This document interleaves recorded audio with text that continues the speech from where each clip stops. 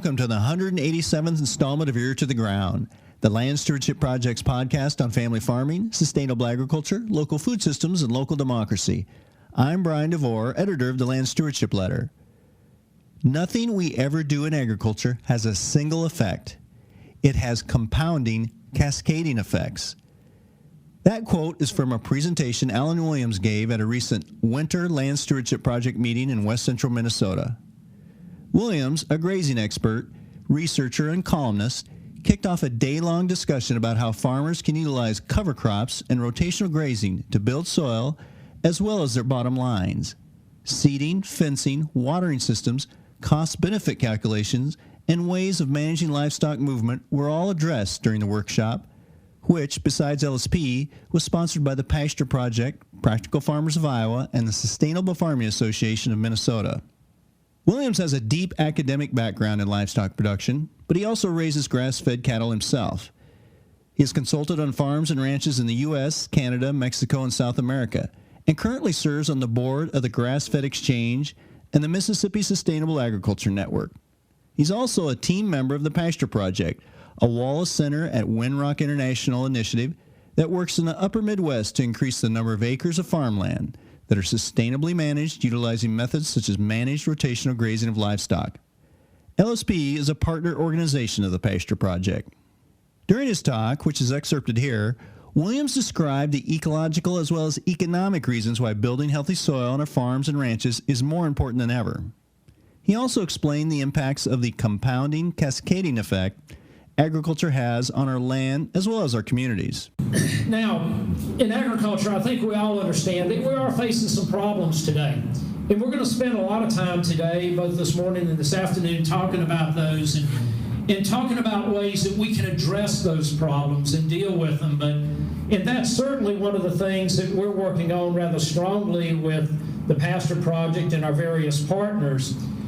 And so this is one of the things that we're experiencing. This is a satellite image of a massive dust storm out on the western Kansas plains, eastern Colorado plains. And this was January. We shouldn't be having these dust storms at all, much less in winter. But this was in January of 2013. And this is what that same dust storm looked like from ground level. And then again, we see in 2014 this massive dust storm out in Colorado. And it looks eerie similar to that photo from the Dust Bowl in the 1930s. So this is something that we are experiencing more and more often. And when you go back and look at the timeline, this is what is really sort of scary to me, is that in the 1930s Dust Bowl, when you think about the timeline from when the settlers and the homesteaders first started pushing across the Great Plains after the Civil War, and in earnest it really started happening in the 1870s and 1880s, and putting the plow to the prairie. And we find that within a period of about 60 years, it only took about 60 years after critical mass settlement out there before we experienced the first, and note I said the first, Dust Bowl. Then we had about 20 to 30 years of serious conservation efforts in the U.S. following that Dust Bowl. But then after that period, we seemed to get lax again. And here we are, about another 60 years removed from that 20 to 30 years of serious conservation efforts. And over the last 3 to 4 years, we have again been experiencing a number of massive dust storms each year out on the Great Plains and further west.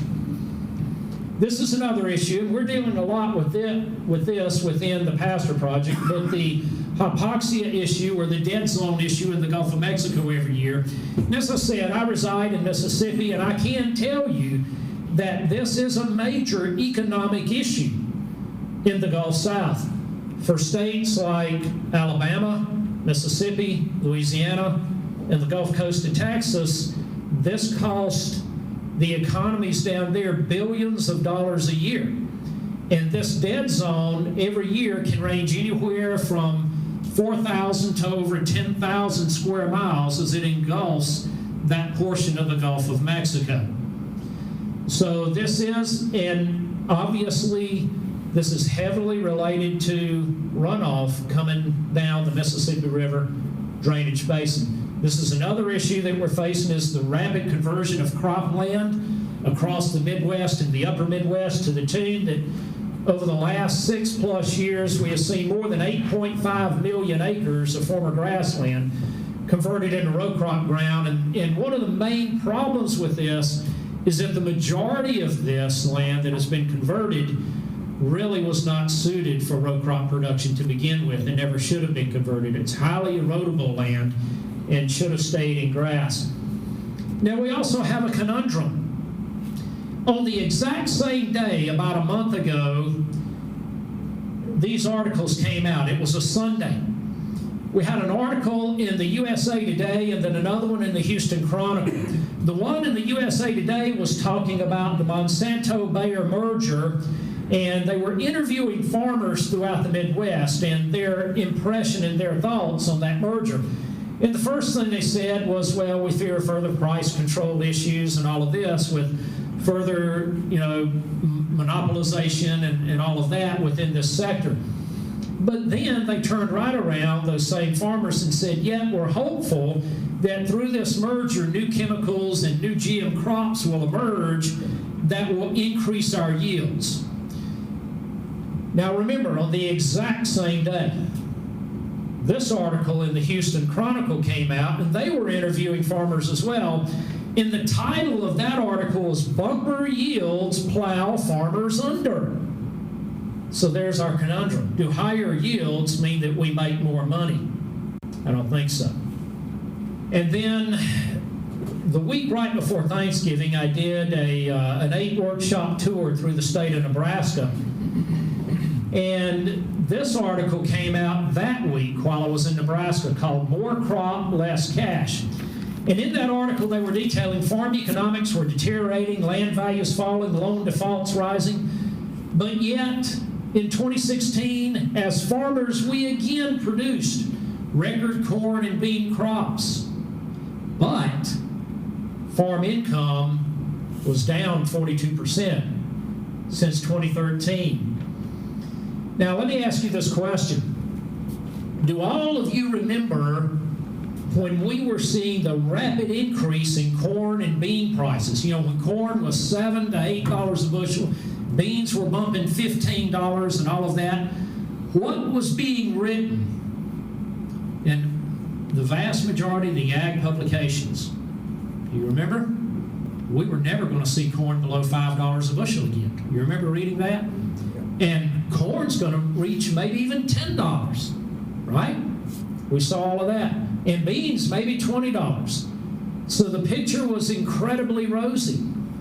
But yet, the exact year that all of those articles were being written, and they were being written prior to planting of the crop that year, that same year, Jim, what did we see?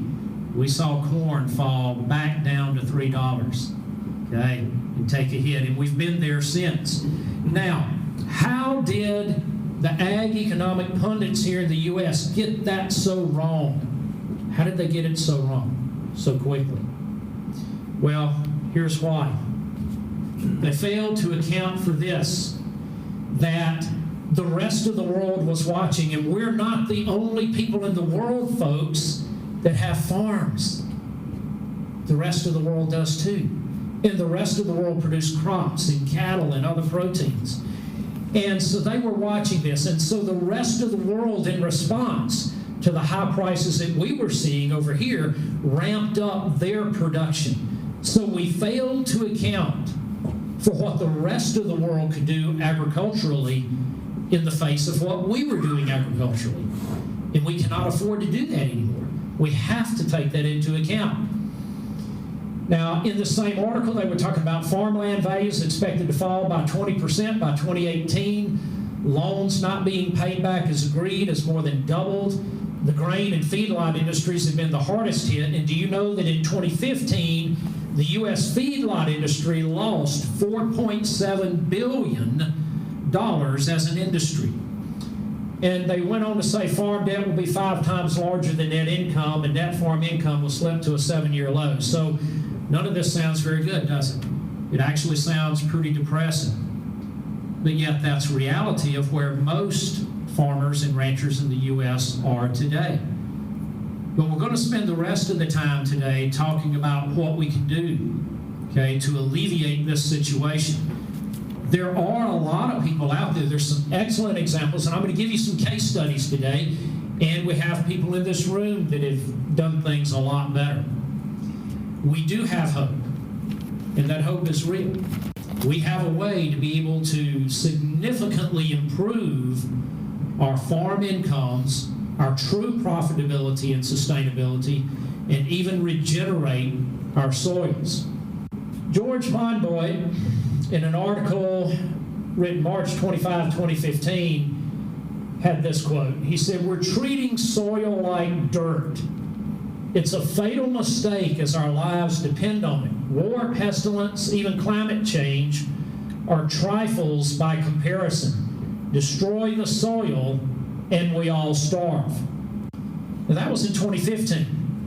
But yet, this quote by a Jewish philosopher out of the Sanskrit text in 1500 BC is quite similar. "Upon this handful of soil our survival depends. Husband it, and it will grow our food, our fuel, our shelter, and surround us with beauty. Abuse it, and the soil will collapse and die, taking humanity with it." Now, according to the United Nations FAO, global soil destruction is now so intense that it's estimated we only have about 60 to 100 years left of adequate crop production before severe famine, unless we start doing something about it now. They also estimate that we need about 15 million acres of new cropland annually to support the growing population and keep up with global food demand, but at the same time, we're losing the equivalent of 30 million acres of topsoil annually through soil degradation. So the techniques that over the last several decades we thought were supposed to feed the world are actually now threatening us with future starvation and famine. And one of the things that they looked at, and I've got the citation here, and I've got an article coming out that's going to be out in Grays here shortly about this as well, but one of the things that they looked at was an analysis of an undisturbed settlements in an 11th century French lake reveals that the intensification of farming over the past century has increased the rate of soil erosion 60-fold. Now, another paper by UK researchers found that soil in urban allotments, and Warren, Will Allen and a lot of others, Jim Slum and them are doing a lot of this here in the U.S. today, but soil in urban allotments, small patches in towns and cities that's being basically hand cultivated and farmed, actually contains a third more organic carbon and agricultural soil and 25% more nitrogen than our average farmland soils. And this is one of the reasons that those average urban and suburban plots and even rooftop gardens, folks, they're outdoing us, okay? They're producing 4 to 11 times more food per acre than we are. 4 to 11 times. These urban farmers doing this by hand. And they're even adding a lot of protein products to that production. So, let's talk about what some of our solutions are. Everything's got to start with the foundation. The foundation of this building was critical to it being here today and being sound and solid and standing against all of the things that weather and the environment can throw against it. Well, the soil is our foundation, and it's critical to what we can do. This is the soil food web from Dr. Elaine Ingham, but it just simply illustrates that if we're going to have thriving life above the soil, we've got to have thriving life below the soil. So when we put a shovel to the soil, we should see much more life or evidence of life beneath that soil surface than we're seeing above it. 90% of soil function is mediated by microbes, yet those same microbes are highly dependent on plants for their existence and their functioning. So how we manage plants on our farms and ranches is critically important to the ability of microbes to function in those soils. And plant growth and health is highly correlated with how much life and the kind of life that we have in that soil. So bottom line is microbes matter, and more importantly, that microbial community structure is very critical. So this is what an acre of healthy soil should look like. If we look over in the far column here, on the right-hand side, we'll see that we should have more than a ton of bacteria, more than a ton of fungi, more than 1,000 pounds of actinobacteria, more than 130 pounds of the predators of the soil, which are the protozoa and the favorable nematodes, more than 400 pounds of earthworms, and more than 800 pounds of soil-level insects. That's what an acre of healthy soil should look like. When we have that, we can build soil organic matter very rapidly. And as a matter of fact, there's a very recent paper out by the University of New Hampshire that shows that microbes themselves have the power to build new soil organic matter. So they are critical to being able to regenerate our soils. A handful of healthy soil contains more microorganisms than all the people who have ever existed on the face of the earth. A handful. A handful. And then again, another quote by George Monbiot: soil is an almost magical substance, a living system that transforms the materials it encounters, making them available to plants. So what do these microbes do? First of all, if we talk about mycorrhizal fungi in the soil, they perform a number of critical roles. Number one, they produce a soil glue. Now, the reason for them producing this sticky substance or this glue is for them to attach themselves to the roots of plants. And we're going to talk about what that means in just a second. But we get a side benefit, an indirect benefit from that, and that is that that same glue that they use to attach themselves to the roots of plants also aggregates soil. And we want that desperately. Now, another function that mycorrhizal fungi do, and they're long thread-like or filamentous organisms. Okay, they attach themselves to the roots of the plants in the soil and greatly extend the reach of those roots.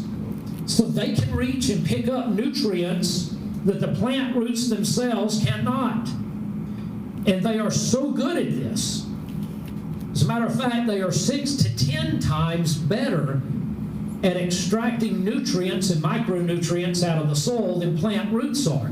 They're so good at it that mycorrhizal fungi can even extract mineral out of rock and feed those minerals to the plant roots. So they feed these minerals to the plant roots, and the roots in return produce root sugars or exudates that feed the mycorrhizal fungi. So it's the world's oldest bartering system. They also connect roots from many different plants, and we're going to talk about why that's critical here in just a moment. But one of the things that can do is it can transfer nitrogen and other nutrients from legume-producing plants to legume plants to non-legume plants. So a single gram of soil in healthy, thriving soil should contain between 10 and 50,000 microbial species, and their nutrient cycling services are worth up to $20 trillion annually. Now, if the mycorrhizal fungi was not present in that soil, and in many of our farm soils today, that is exactly the case. As a matter of fact, in too many of our pastures as well. But if this mycorrhizal fungi is not present, this plant can only absorb nutrients that are in contact with the root itself. But you can see how the mycorrhizal fungi tremendously extends the reach of that plant root itself. and increases its ability to be able to attract and absorb nutrients. And again, this just depicts that the mycorrhizal fungi also form this very extensive mat up underneath the ground and connect plants of many different species. Protozoa. Protozoa are the predators of the soil. How many of you have too many deer? I do too. In Mississippi, we've got more deer than we have people. You know, how do we control deer? Predators and hunters. Hunters are predators. How do we control the bacteria of the soil? The predators of the soil, the protozoa. So their job is to keep the prey of the soil or the bacteria in the soil in check. Now, what's one of the primary functions of soil bacteria?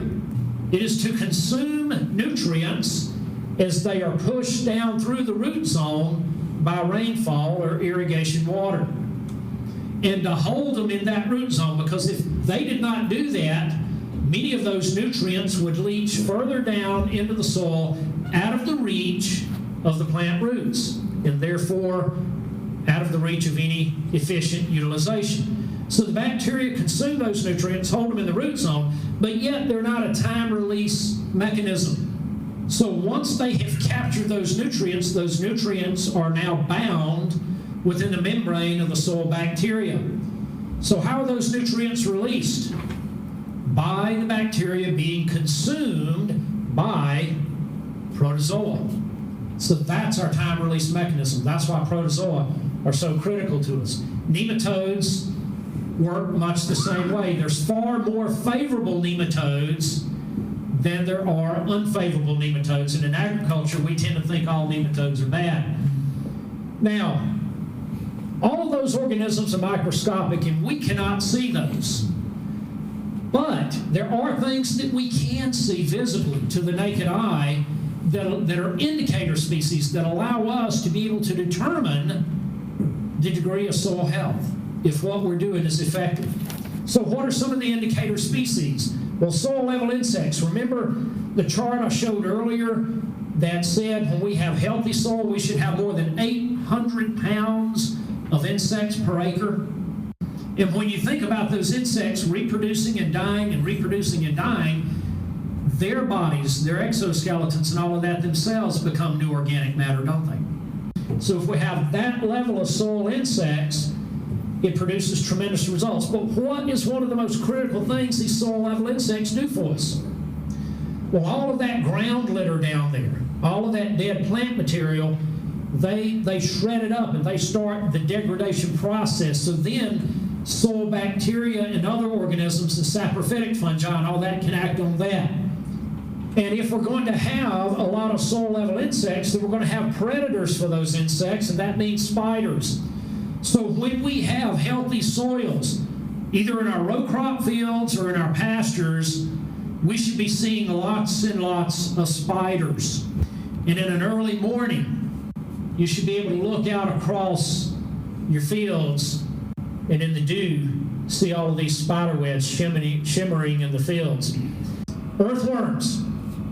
We can see earthworms. If we have healthy soil, we should be seeing a lot of earthworms and evidence of earthworms. Castings of all the soil surface and that type of thing. Dung beetles. We should also be seeing the return of dung beetles. And it's amazing what these creatures can do for us. There's three main types. There's tunnelers or drillers. They're also called drillers. Dwellers, and then rollers or tumblers. The rollers or tumblers are the big dung beetles that will form those balls of dung and roll them along the ground into the burrow. How many people have seen the rollers and tumblers? Okay, a handful of you. We should also be seeing the return of pollinator insects and these types of things. And so healthy soil is going to give us all these types of critters that are going to do a whole lot of good things for us. Another thing that we want to look for in healthy soil is aggregated soil. We have collected hundreds of thousands of soil samples all over North America and down into Mexico over the past 10 years or so, and stuck a lot of shovels into soil. And one of the things that is most disturbing to me is that all across North America, even in our supposed heartland states like Iowa and eastern Nebraska and Illinois and Indiana and so forth, we are seeing soil aggregate layers of less than 1 inch. Less than 1 inch. That's incredibly disturbing, and I'm going to show you why in just a second. But it has a lot to do with why we experience more severe drought and more severe flooding issues now with our farming practices. So this is a microscopic image, a slice of aggregated soil, and you can see how with the glue produced by the mycorrhizal fungi, they've glued all these soil particles together, and it leaves all of these gaps or spaces or pores in the soil where both oxygen and water can get into the soil. And your plants and your microbes need that oxygen and water that they can't get anywhere nearly as well when we have tight, compacted, non-aggregated soil. So this is what healthy soil should look like. When we stick a shovel in the soil, it should have that cottage cheese appearance to it. So you should see soil that looks like it has a lot of curds. You should be seeing earthworms. And the deeper that aggregate layer goes, the better off you are. Do you know that since the 1960s, when we talk about soil and what we need to do in terms of soil fertility and applying fertility to our soils and that type of thing, we've only been taking into account about 20% of what we really need to know since the 1960s. So for decades, we've only considered 20% of what we really need to know, because we've only been looking at soil chemistry or soil fertility, and we've been wholly ignoring soil physical characteristics and soil biology over that time period. And to further compound that, over the last several decades, we have only considered the top 6 to 8 inches of soil, right? When you do a core sample, or when your crop consultant takes samples, and nowadays it's mostly crop consultants that are doing that for you, right? You know, when somebody takes soil samples on your farm, how deep are they taking those cores? 6 to 8 inches. So think about the ramifications of this, that over the last 50, 60 years, we have based everything we know about soil and all the decisions that we have made as farmers and ranchers about what we're to do on the top 6 inches of soil? Really? Folks, we've been painting a terribly incomplete picture of what's going on. So I'm going to ask you this question: can we control runoff with organic matter? Well, if our soils are only 2% organic matter, then they can only hold 21% of a moderate to heavy rainfall. That means that whenever you get a rain, you can only hold about 2/10, and the rest of it runs off. And when we see soil aggregate layers of 1 inch or less, and again, we're seeing that more and more frequently across the U.S., that means that every time you get a rain, 1 inch is not 1 inch. Your soils are only holding 2/10 or less of that inch of rainfall, and the rest is ponding and pooling and running off. If we can build to 5% active organic matter, they can then hold 53% of a moderate to heavy rainfall, and at 8%, our soils can hold 85% of a moderate to heavy rainfall. And NRCS data says that for every 1% increase in organic matter, our soils can hold an additional 25,000 gallons of water per acre. Now, we employ adaptive grazing as one of our tools, along with cover crop livestock integration, to help us to be able to significantly improve the functioning of our soils, to rebuild lost soil organic matter, to rebuild that soil aggregate layer, and to recharge our soils and their functioning. Now, adaptive grazing is a goal-oriented type of system, wholly dependent on stock density, or pounds of livestock per acre and not stocking rate. Management and flexibility are key to this being successful, along with frequent movement from paddock to paddock and frequent rest. It's highly reliant on allowing full root system recovery in our plants and on temporary fencing technology. And luckily today we have, and Kent's going to show some of this, but we have outstanding fencing technology today. Now, this is one thing I'm going to talk about the rest of the time today and even this afternoon, compounding cascading effects. I want you to understand one thing. Nothing that we ever do in agriculture has a singular effect. Everything we do has compounding and cascading effects, either for the good or for the bad. It's never in between. It's always positive or negative, one way or the other. And as a matter of fact, even in life, everything that we do has compounding, cascading effects. Here's the key to effective adaptive grazing, or one of the keys.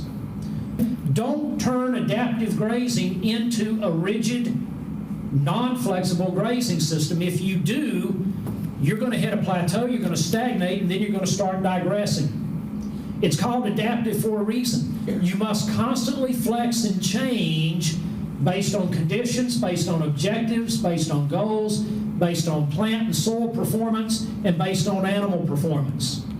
So it's adaptive. Don't make it rigid. And we actually use, on our own operations, anywhere from 50,000 pounds per acre all the way up to 1 million pounds per acre, again, for very specific reasons at different times of the year. Now, but the average grazer across, especially the eastern portion of the U.S., what do you think is the average stock density per acre? Not even that, about 500 pounds. The average stock density is only about 500 pounds. So what we're trying to do with adaptive grazing is simulate nature. We're trying to create biomimicry and eco-mimicry.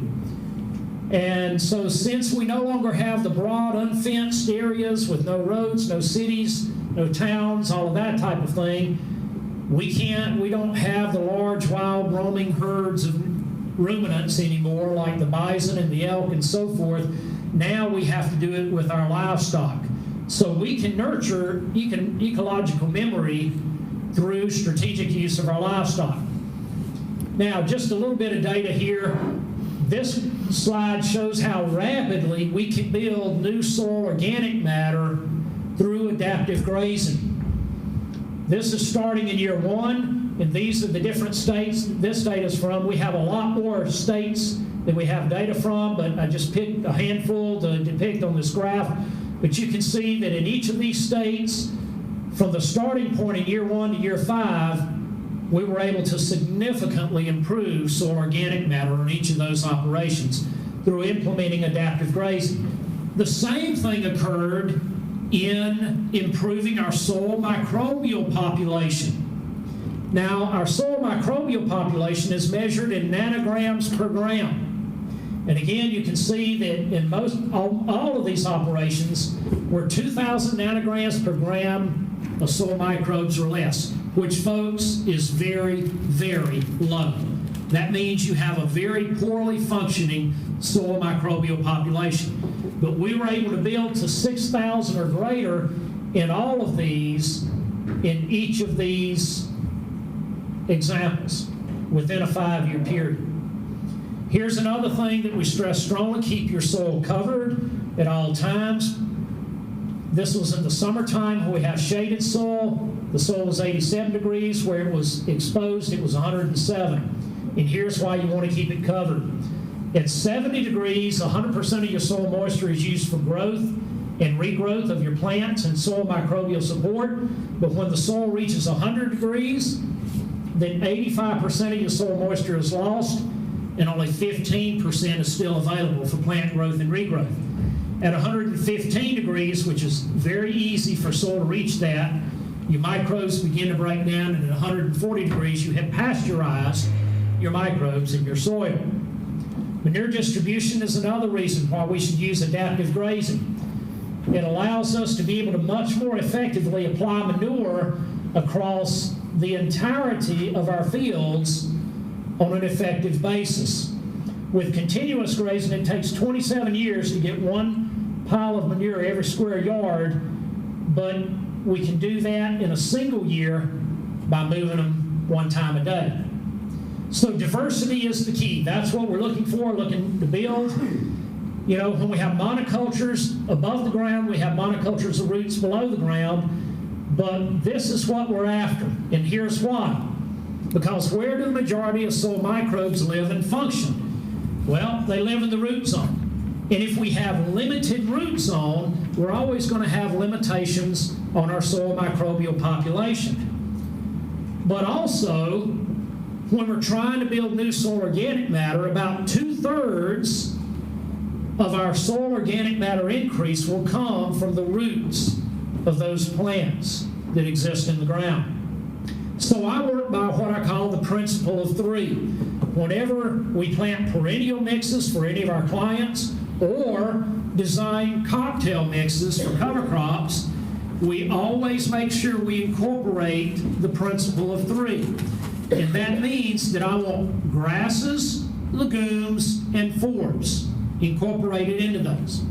Grasses, legumes, and forbs. And preferably more than one of each of those. My preference is at least 3 of each of those. So if I'm doing a warm season or a cool season cover crop mix, I want at least 3 grasses, at least 3 forbs, at least 3 legumes incorporated into that mix. So this is what we're looking for, again, whether perennial or annuals, warm seasons or cool seasons. So why diversity and complexity? Because of those compounding, cascading effects that I talked about earlier. Now, one of the things that the work of Dr. Fred Provenza tells us is that different plants produce different secondary and tertiary chemical compounds. Now, we all know about the primary compounds that plants produce, okay? Those are things like the crude protein, the TDN, and all of that, the mineral status and so forth. Those are the primary nutrient compounds that we're all familiar with. But very few of us are familiar with the fact that every plant produces a multitude of secondary and tertiary chemical compounds. Now, in terms of human pharmaceuticals, where were most of our pharmaceuticals derived? From plants, right? These secondary and tertiary chemical compounds isolated from plants. Well, folks, those same compounds have medicinal effects on our livestock. They're important. They're there for a reason. And when we have monocultures and near monocultures, then what's occurring is that we are severely limiting the number of secondary and tertiary chemical compounds that can be produced. So we're limiting the medicinal and even anti-parasitic impact that we can have on our livestock. Many of the secondary and tertiary chemical compounds produced by a lot of forbs out there have anti-worming properties. Okay, so they will deworm naturally our livestock. But when we have monocultures, we have eliminated that opportunity for that to happen. So diversity and complexity allows so many more good things to happen for us. We also need diversity in our microbial species, and certain microbial species are only associated with certain plant types, plant species. So the more diversity and complexity in plants, the more diversity and complexity in our microbial population. Also, that results in greater diversity in the macroorganisms of our soil. Earthworms, soil-level insects, all of that. So it becomes exponential rather than linear in impact. This is Green Acres Research Farm, located near Cincinnati, Ohio. I've been working with Chad Bentler and the guys at Green Acres, and they're looking at row crop, cover crop, livestock integration and rotations. They're now doing year-round, introducing year-round livestock rotations into the row cropping areas and rotating those around. But this is what we found. 55 days after planting, we had 8,500 pounds per acre available dry matter. No fertilizer or starter fertilizer was applied. And over a 120-day grazing period, the steers gained a little better than 3 pounds a day. For the second grazing, those paddocks have recovered to the extent that we had 4,500 pounds of dry matter available per acre. So an 18-species warm season cocktail mix was planted, and in a 120-day grazing period, they gained 8/10 organic matter. 8/10. Also, they added 20,000 gallons of water holding capacity per acre. This research was being done across a 100-acre research plot, and so that meant that over that 100 acres, they added 2 million gallons of increased water holding capacity. Soil nitrogen increased 58 pounds per acre, soil mineral value increased $105 per acre, and the soil microbial activity increased 44% over just 120 days, and the earthworm population at the end of the 120 days was greater than 130,000 earthworms per acre. Penn State just recently completed a 9-year trial, and they compared a 2-seed perennial mix in pastures to a 5-seed. Now, I like a lot more complexity and diversity than this, but look at what happened just from going from a 2-seed mix to a 5-seed mix over a 9-year period. By doing that and changing nothing else, and what they did, over the 9-year period, the 5-seed mix averaged 31% more forage dry matter production. Now, folks, it didn't cost them any more to plant the 5-seed than the 2-seed mix. No more. And yet, for 9 years, they averaged 31% more forage production just by having more complexity and diversity in that mix, right? Just simply by doing that one thing. And in terms of soil organic carbon down to 39 inches, they averaged annually sequestering 1.8 tons per hectare in the 5-seed mix versus a half a ton in the 2-seed.